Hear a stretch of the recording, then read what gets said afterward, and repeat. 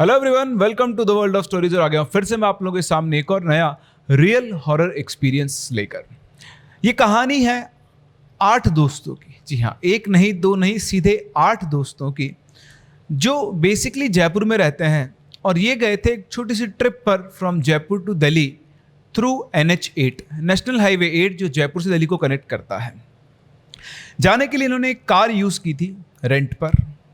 कई बार कुछ लोग जानबूझ करके ऐसी जगह को एक्सप्लोर करते हैं जहाँ पर कोई नेगेटिव एंटिटी या फिर स्पिरिट और ऐसी चीज़ें होती हैं। लेकिन कई बार ना चाहते हुए भी पता नहीं कैसे ही कोई एंटिटी आपके साथ हो लेती है।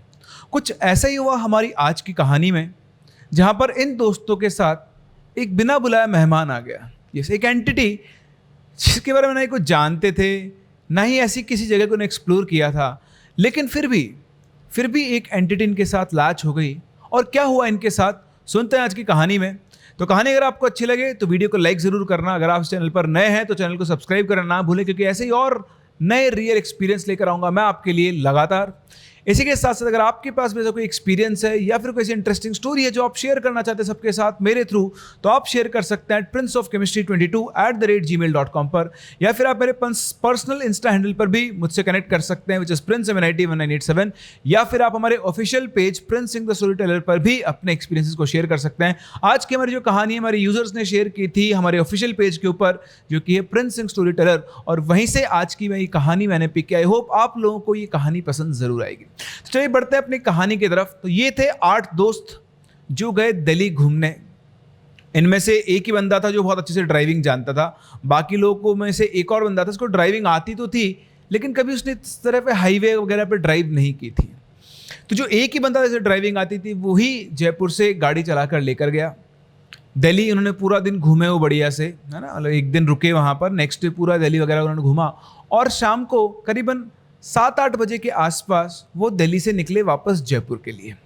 तो जो एक बंदा था जो जयपुर से गाड़ी चलाकर भी लाया था, दिल्ली में पूरा घुमाया, और वापस से उनको जयपुर लेकर भी जा भी रहा था। तो आप समझ सकते हैं 8 दोस्त जब पहुंचे होंगे, तो ऐसा नहीं कि जाकर दिल्ली पहुंचते वो सो गए होंगे। उन्होंने प्रॉपर नाइट आउट मारा था, उसके नेक्स्ट डे पूरा दिल्ली उन्होंने घूमा। और जो बंदा था ड्राइव करने वाला, वो बुरी तरह से थक चुका था। तो वो दिल्ली से निकले करीबन 7-8 बजे के आसपास। हाईवे पर आते आते ही उनको करीबन 9:30 बज गए थे। और उसके बाद थोड़ा चलने के ऊपर उसने जितने उसमें हिम्मत है उसने गाड़ी चलाई। तो करीबन 2-2.5 घंटे के आसपास उसने गाड़ी और चलाई। आप सभी जानते हैं कि दिल्ली से जयपुर का जो डिस्टेंस है वो अराउंड 250 किलोमीटर्स है, और करीबन 4.5 और 5 आवर्स के बीच में डिस्टेंस कवर हो जाती है। तो 2-2.5 घंटे गाड़ी चलाने के बाद वो बुरी तरह से थक गया था। उसने बोला, यार अब मुझसे ना गाड़ी नहीं चल सकती, मैं पूरी तरह थक चुका हूँ, ज़्यादा चलाऊँगा तो एक्सीडेंट हो जाएगा, तो मुझे चाहिए रेस्ट। तो या तो तुम में से कोई गाड़ी चला लो, या फिर मैं कहीं रुकूंगा, खाना वाना खा के थोड़ी देर सोऊंगा, उसके बाद ही हम लोग यहाँ से आगे बढ़ेंगे। तो करीबन आप ये मान लो 10:30-11 के आसपास का टाइम हो गया था। तो उन लोगों में से एक और बंदा था जिसका नाम था संजय। उसने बोला, यार मैं चला लेता हूँ, तू रेस्ट कर ले। ऑल्दो उसको गाड़ी चलाना हाईवे पे नहीं आता था, लेकिन उसने बोला कि मैं ठीक है धीरे धीरे चला लूँगा। तो उसने उसको रेस्ट करने को बोला, और खुद वो ड्राइवर सीट पे आ गया संजय, और वो गाड़ी को ड्राइव कर लगा। तो बढ़िया उसने गाड़ी चलाई, धीरे धीरे वो गाड़ी चला रहा था। करीबन 1-1.5 घंटा उसने गाड़ी चला ली। और अब जयपुर मतलब बहुत ज़्यादा दूर नहीं बचा था, करीबन ये आप मान सकते हो अराउंड 100-120 किलोमीटर्स के आसपास जयपुर की डिस्टेंस बची थी। तो इतने डिस्टेंस देखकर उधर उसने भी थोड़ी नैप वगैरह ले ली, और उसके बाद वो उठा और उसने बोला कि यार अब कहीं रोकते हैं, थोड़ा खाना वाना खाते हैं, उसके बाद अब मैं वापस से ड्राइव कर लूँगा, मेरा मतलब थोड़ा बहुत रेस्ट हो गया है, तो अब कोई दिक्कत नहीं है। तो ये सब सारे दोस्तों ने डिस्कस किया, और उन्होंने एक ढाबा था, उस ढाबे के ऊपर गाड़ी रोक दी। ढाबे पे उन्होंने खाना वाना खाया, और करीबन आधे घंटे के आसपास उन्होंने रेस्ट किया। इसके बाद बस जैसे वो लोग ढाबे से वापस आगे निकले, थोड़ा सा दूर चलते ही जो संजय था, जिसने अभी थोड़ी देर पहले गाड़ी ड्राइव की थी, उसको अचानक से उसकी तबीयत खराब होने लगी, उसको वॉमिटिंग होने लगी।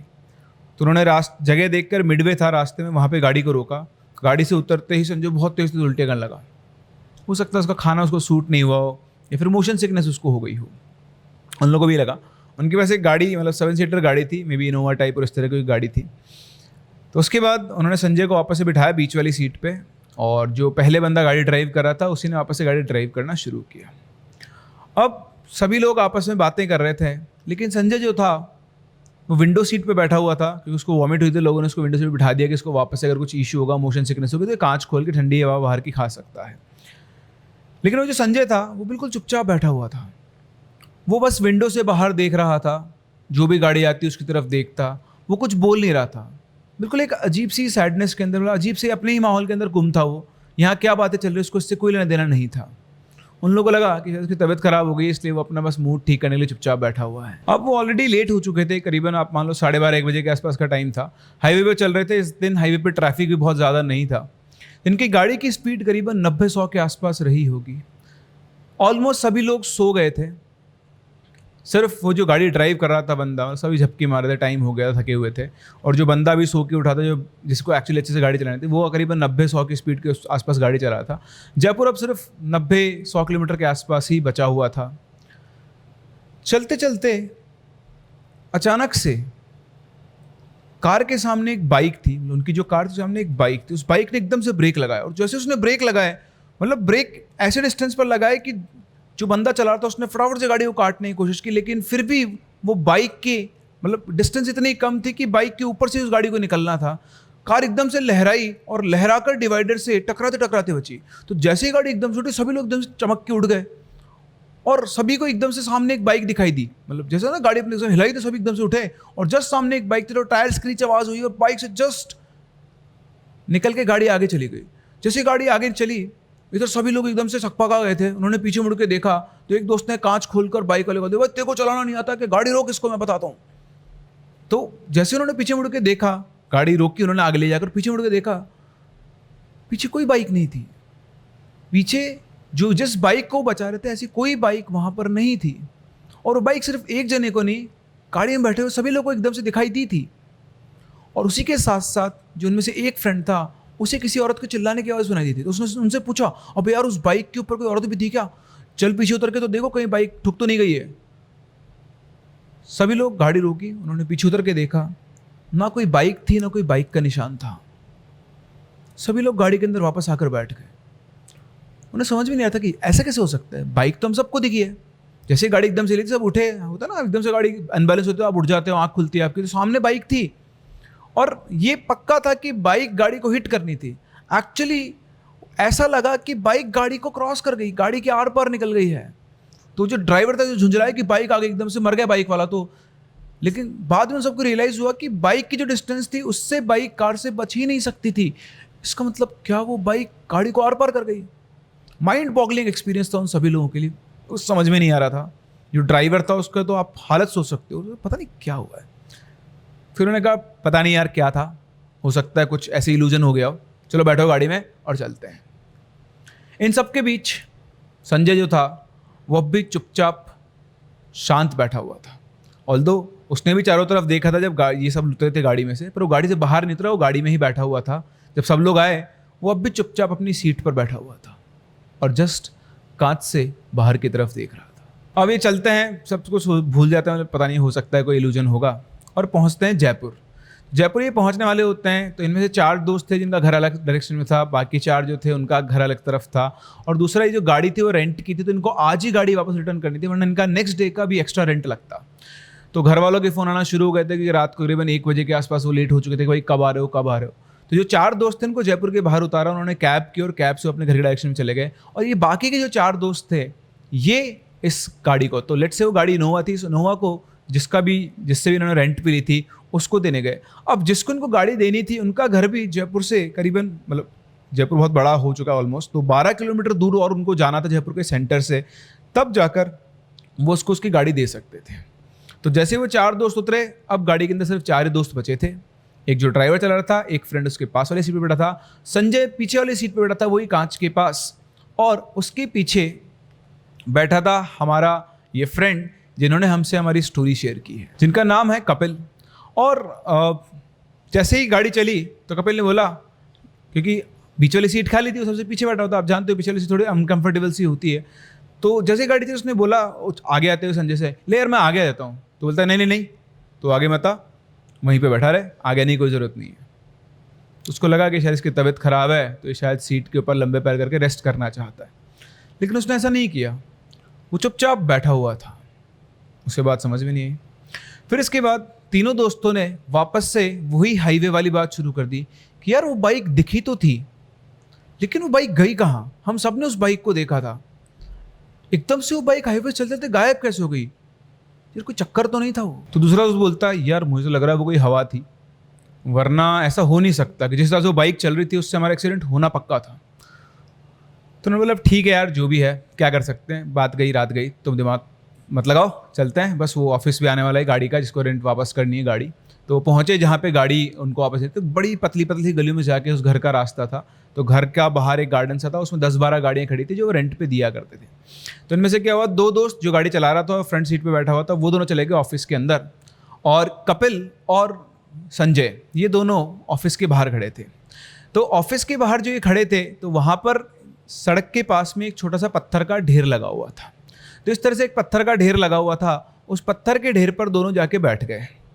और ऐसे वो जो कपिल था वो ऐसे छोटे छोटे पत्थर बस पास में फेंक रहा है। आपको पता है आदमी जब पत्थर ढेर में बैठता है तो वो करता क्या है, उठा उठा के पत्थर यूँ फेंकता रहता है आसपास में। 5-10 मिनट के बाद ही, करीबन रात के 2 बज चुके थे, 5-10 मिनट के बाद ही जो दोनों दोस्त अंदर गए थे गाड़ी रिटर्न करने, वो वापस से आ जाते हैं। और वापस आकर खड़े होते, उन्होंने कैब बुक की थी और कैब का इंतज़ार कर रहे थे। तो 2-3 मिनट का टाइम था। तो ऐसे ही आपस में उनकी बातें शुरू हुई और वापस से वही एक्सीडेंट वाली बातें शुरू हो गई। वो बोला कि यार बार बार मेरे दिमाग में ना घूम के वही बात आ रही है, वो बाइक वाली निकल नहीं पड़ा दिमाग से। यार वो कोई इल्यूजन नहीं था यार, ज़रूर कुछ ना कुछ वहाँ पे था, कुछ ना कुछ हुआ था, कोई ना कोई ऐसी चीज़ थी, वरना वो बाइक एकदम से गायब नहीं हो सकती थी।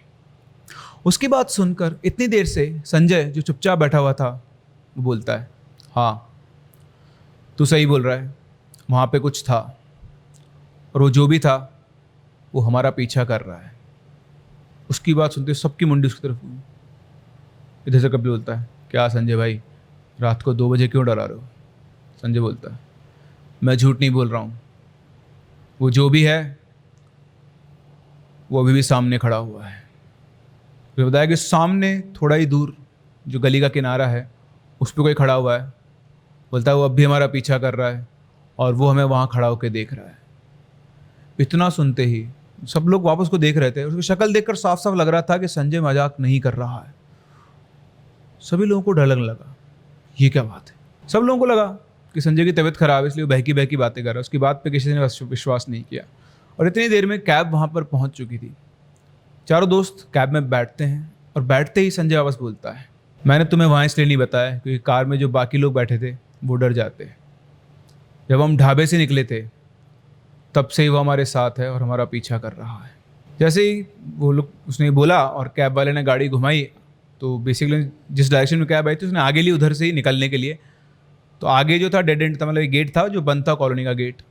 तो सामने बिल्कुल सामने गेट दिख रहा था। तो से संजय वापस बोलता है वो देख वो भी उस गेट के सामने खड़ा है और वो हम ही लोगों को देख रहा है। सभी के सभी उस गेट की तरफ देख रहे थे। उनमें से किसी को कुछ भी दिखाई नहीं दे रहा था, वो सिर्फ संजय को ही दिखाई दे रहा था और संजय उसको घूरे जा रहा था। और वो कैब के अंदर बैठे बैठे बोला मैं तुझसे नहीं डरता, कर क्या लेगा तू, हाँ तू पीछा कर रहा है, मैं भी देखता हूँ तू हमारा पीछा कब तक करता है, आजा। सब उसको देख रहे थे बोलते हुए।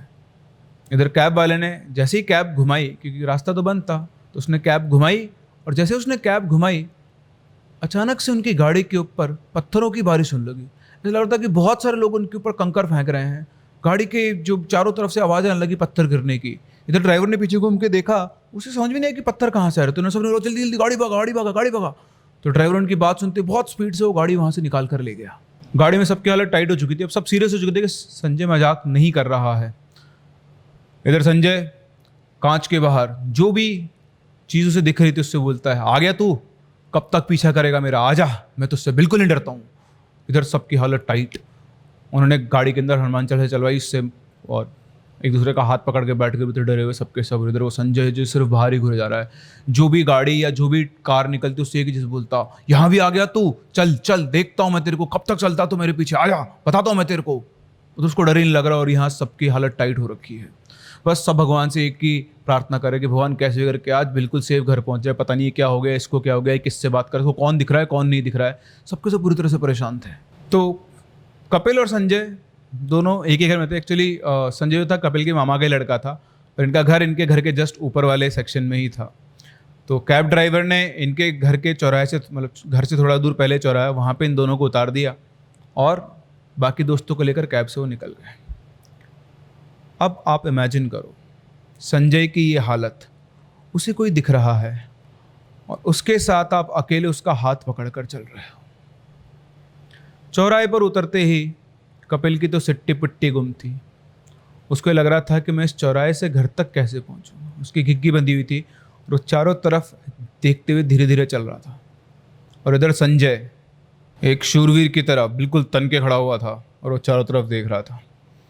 और इधर कपिल बेचारा जय हनुमान ज्ञान सागर जय के पिछते लोग जाकर राम दूत बल धामा जी पुत्र नामा, इस तरह से हनुमान चालीसा पढ़ते हुए आगे बढ़ता जा रहा था। तो उसने कपिल ने संजय से पूछा, भाई तू ठीक तो है ना?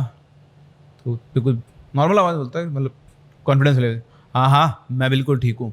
मैं आज तक सोचता था भूत प्रेत जिन कुछ नहीं होते हैं, लेकिन आज मैंने देख लिया। लेकिन मैं इन सब से डरता नहीं हूँ, ये मेरा कुछ नहीं कर सकते। तो बोलते तो चल यार जल्दी चल घर आए। तो फटाफट चल रहे थे। जैसे ही घर आया, घर के गेट पर वो पहुंचा, तो गेट पर पहुंचते ही जो संजय था वो वापस से पीछे घूमता है। कपिल से पूछता है, क्या हुआ, किसको देख रहा है? तो संजय बोलता है, वो देख, वो अभी भी चौराहे पे खड़ा होकर हमको घूर रहा है। कपिल के हाथ पीछे घूम के देखता, उसको कोई दिखाई नहीं दे रहा था। तो संजय को बोला, तू भाई चल अंदर चल। बोलता रुक। वापस से वो पीछे घूमता चौराहे तरफ, बोलता है, क्यों इतनी औकात है तेरी? उस चौराहे से आगे नहीं आ सकता ना तू? हिम्मत है तो आ, मेरे घर के अंदर आके दिखा। कपिल, तू पागल हो गया है कि? तू चल चल चल जल्दी, आवाज मत कर, सब जाग जाएंगे। उसने फटाफट उसको धक्का दे के अंदर उसको उसके रूम में ले जाकर सुलाया। बोला भाई चुपचाप सो जा और उठना मत, मामा और जाग गए ना तो बहुत दिक्कत हो जाएगी। उसको सुला के वो वापस अपने कमरे में पहुंचा और बड़ी मुश्किल से वो अपने, मतलब बेसिकली उसको लग रहा था कि वो जो भी चीज़ दिख रही थी उसको, वो घर में तो नहीं आ गई। बड़ी मुश्किल से उसको नींद आई जाकर। बहुत देर तक वो सो ही नहीं पाया। तो जैसे तैसे रात गुजरी, उसको भी नींद आई। सुबह उठ के ये दोस्त वापस मिले। जब ये वापस मिले तो संजय से इन्होंने पूछा, यार भाई तुझे रात को क्या हो गया था? तो कैसी कैसी बातें कर रहा था, तू ठीक तो है ना? तो बोला, हाँ मैं तो ठीक हूँ यार, एक्चुअली ये सब उस ढाबे से शुरू हुआ था। तो बोला, ढाबे से क्या शुरू हुआ था? बोलता है, तुम में से किसी को नहीं दिखा, हमारे पीछे कोई एक ऊपर की हवा लग गई थी, कोई बहरूपिया था, मतलब ऐसी कोई एंटिटी थी जो हमारे पीछे लग गया था। तो उसने बोला, क्या बात कर रहा, अपन तो अकेले थे। बोले, नहीं अकेले नहीं थे, वो हमारे साथ गाड़ी में भी आया था, मैं बताता हूँ तुमको। ये सब शुरू हुआ था उस ढाबे से। तुमको याद है अपन ने ढाबे पे खाना खाया था? बोले हाँ। खाना खाने के बाद हमने एक और चीज़ खाई थी। बोलते हाँ, मिल्क केक खाया था? बोले हाँ, हमने वो सफ़ेद मिल्क केक खाया था। तेरे को याद है घर वाले क्या बोलते हैं कि रात के टाइम 12 बजे के आसपास है, उसके बाद कभी भी ऐसे सफ़ेद चीज़ लेकर, मीठा लेकर बाहर नहीं निकलना चाहिए। तो बोलते हैं हाँ, लेकिन तो बहुत सारे थे। बोलते हैं हाँ, वो मिल्क केक खाने के बाद मुझे टॉयलेट आया, तो मैं ट्रक के पीछे टॉयलेट करने गया। तो मैं जब टॉयलेट करने और ट्रक के पीछे पहुंचा तो मेरी नज़र ऐसे ऊपर पड़ी, तो ऊपर एक आदमी बैठा हुआ था शॉल ओढ़कर, और उसका सिर्फ चेहरा दिख रहा था। बड़े गंदे से उसके दांत थे और बड़ी डरावनी सी उसकी आंखें थी, और वो मुझे देखकर ऐसे बाय बाय कर रहा था। उसको देखकर मुझे लगा कोई पागल वागल है, मैंने भी उसको बाय बाय कर दिया। उसके बाद मैं आके गाड़ी में बैठा, और जब से गाड़ी चली मुझे हर कार, हर बस, हर ट्रक के ऊपर वो आदमी बैठा हुआ दिखाई देता, और मुझे मुस्कुराकर वो बस ऐसे बाय बाय कर रहा था। उसकी हरकतें देखकर मैं समझ गया कि ये कोई इंसान तो नहीं है, ये कोई प्रेत या कोई जिन्न है। तुम लोगों को मैंने इसलिए नहीं बताया कि मैं बताया था तुम लोग सब डर जाते, इसलिए मैं चुपचाप पूरे रास्ते गाड़ी में बैठा रहा और उसको देखता आ रहा था। सभी लोग शॉक्ड थे कि संजय में कितनी हिम्मत थी। फिर उसने आगे बताना शुरू किया, तुमको याद है बाइक? बोलते हाँ, वो भी उसी का किया हुआ मायाजाल था। वहाँ कोई बाइक थी नहीं, तुम सबको बाइक दिखी, गाड़ी एकदम से डिसबैलेंस हुई, लेकिन वहाँ कोई बाइक नहीं थी। तो तुमने तब क्यों नहीं बोला? अगर मैं बोलता तो तुम सब डर जाते, इसलिए मैं चुपचाप बैठा रहा। तो याद है अपन ने जब उन चारों को उतार दिया था? बोलता हाँ। उसके बाद तूने मुझसे बोला था कि मैं आ गया जाऊँ क्या? बोला हाँ। जब उन चारों को उतारा था तो जो प्रेत था उसी जैसे गेट खुला गाड़ी का, उनके जाते हुए वो गाड़ी के अंदर आके बैठ गया, और पूरे रास्ते वो मेरे साथ गाड़ी में बैठा हुआ था। ये बात सुनकर सबके सब दंग रह गए और संजय की पीठ ठोकने लगे। भाई तू बहुत बहादुर है भाई, गाड़ी में तू अपने साथ प्रेत बिठा के लाया और तूने हमको बताया तक नहीं। साले तेरी जगह मैं होता, तू नहीं जानता मेरी क्या हालत होती। बोलता है हाँ, लेकिन मैं इन सब चीज़ों से नहीं डरता हूँ। मुझे बस एक ही बात है कि मैं हमेशा सोचता था कि ऐसा कुछ होता नहीं है, लेकिन आज अपनी आंखों से देख लिया। और अगर तुम्हारा मन पक्का है ना, तुम डरते नहीं हो, तो चीज़ तुम्हारा कुछ नहीं कर सकती। वो आया हमारे साथ गाड़ी में बैठकर, जब हमने गाड़ी दी तो वहाँ से उतर के वहाँ गेट पे खड़ा हुआ था हमारे साथ जाने के लिए। वो हमारे घर के चौराहे तक आया, लेकिन वो मेरा कुछ भी नहीं कर पाया, क्योंकि मैं नहीं डरता इन सारी चीज़ों से। ये बात सुनकर कपिल ने सारी बात संजय के पिताजी को बताई कि ऐसा ऐसा हुआ। तो उन्होंने उनको डांटा भी, और फिर अगले दिन उसको मंदिर लेकर गए, थोड़ा बहुत पूजा वगैरह करवाई, और उसके बाद वो जो भी एंटिटी थी उसको कभी दिखाई नहीं दी। तो ये था एक छोटा सा एक्सपीरियंस इन दोस्तों का, जहाँ पर सिर्फ एक इंसान ने सब कुछ देखा, लेकिन आप उसकी हिम्मत देखो। आपसे कमेंट सेक्शन में जवाब चाहूँगा कि अगर आप संजय की जगह होते तो क्या आप पूरे रास्ते इस प्रेत के साथ बैठकर आ सकते थे? क्या आप में इतनी हिम्मत है? वैसे अगर इस पूरी स्टोरी को हम एनालाइज करें तो संजय की जो विल पावर थी उतनी स्ट्रांग थी, मतलब उसका जो निडरपन था वो इतना स्ट्रांग था कि एंटिटी उनके साथ लैच हो गई, लेकिन फिर भी वो इसका कुछ भी बिगाड़ नहीं पाई। तो अगर आपका माइंड पॉजिटिव है, आपकी थॉट पॉजिटिव है और आपकी एनर्जी लेवल्स हाई हैं, तो चाहे चीज़ें आपसे इंटरेक्ट कर लें, लेकिन ये आपके ऊपर डोमिनेट नहीं कर सकती है। ये आपके फियर के ऊपर ग्रो करती है। तो अगर आप डर गए, अगर संजय डर जाता, तो हो सकता है कि चीज़ें इससे भी ज़्यादा बढ़ जाती। लेकिन ना सिर्फ वो डरा नहीं, उसने अपने बाकी दोस्तों को भी सेफली अपने अपने घर पहुंचाया, और इस तरह से उनकी ये NH8 की जर्नी खत्म हुई। तो आई होप आप सभी लोगों को ये स्टोरी पसंद आई होगी। मुझे कमेंट सेक्शन में ज़रूर बताएं कि अगर आप संजय की जगह होते तो आप क्या करते। हम लोग मिलते हैं अपनी अगली कहानी में, तब तक के लिए keep listening and keep loving.